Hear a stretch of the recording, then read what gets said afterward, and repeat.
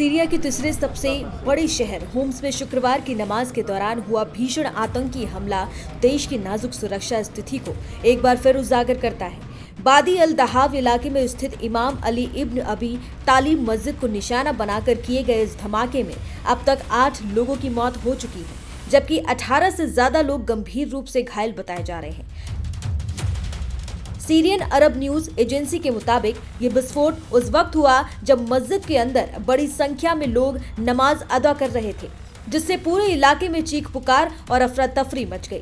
शुरुआती जांच के संकेत मिले हैं कि मस्जिद के भीतर पहले से ही विस्फोटक उपकरण प्लांट कर दिए गए थे, जिन्हें नमाज के दौरान सक्रिय किया गया। धमाके के बाद सामने आई तस्वीरों में मस्जिद के भीतर की भयावह स्थिति साफ दिखाई देती है कि खून से सने कालीन, दीवारों में गहरे छेद, टूटे शीशे और आग से हुए नुकसान के निशान हर तरफ नजर आ रहे हैं। सभी घायलों को होम्स के करम अल लूज अस्पताल में भर्ती कराया गया है, जहां कई लोगों की हालत नाजुक बनी हुई है।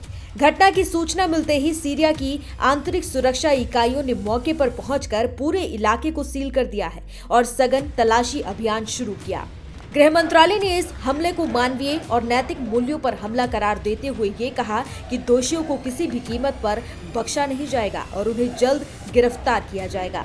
हालांकि अब तक किसी भी संगठन ने इस हमले की जिम्मेदारी नहीं ली है। जिस इलाके में यह हमला हुआ वो मुख्य रूप से अलावी समुदाय की आबादी वाला माना जाता है और बशर अल असद के सत्ता छोड़ने वो देश छोड़कर रूस जाने के बाद से इस समुदाय पर हमलों की घटनाओं में इजाफा देखा गया है। हाल के महीनों में सीरिया के कई हिस्सों में सांप्रदायिक और राजनीतिक तनाव फिर से उभरता नजर आया है। इससे पहले भी सुरक्षा बलों और अलग अलग गुटों के बीच हिंसक झड़पों में सैकड़ों लोगों की जान जा चुकी है। भले ही औपचारिक रूप से गृहयुद्ध थमा हुआ माना जा रहा हो, लेकिन होम्स की ये घटना साफ दिखाती है कि सीरिया में हालात अब भी बेहद संवेदनशील है और शांति की राह अभी भी कठिन बनी हुई है।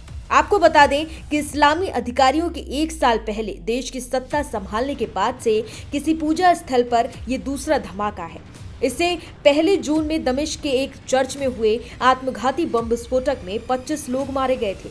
सरकारी न्यूज एजेंसी साना ने होम्स शहर के वादी अल दहाव इलाके में स्थित इमाम अली बिन अबी तालिब मस्जिद में विस्फोट की सूचना दी है। स्वास्थ्य मंत्रालय के एक अधिकारी के हवाले से साना ने शुरुआती तौर पर कम से कम 8 मृतकों और 18 घायलों की जानकारी दी है। सीरिया के गृह मंत्रालय ने एक बयान में कहा है कि शुक्रवार की नमाज के दौरान मस्जिद को निशाना बनाकर आतंकवादी विस्फोट किया गया। साना ने मस्जिद के अंदर की तस्वीरें भी जारी की हैं, जिनमें से एक में दीवार में एक छेद दिखाई दे रहा है। मस्जिद का कुछ हिस्सा काले धुएं से ढका हुआ था और कालीन और किताबें आसपास बिखरी पड़ी हुई थी।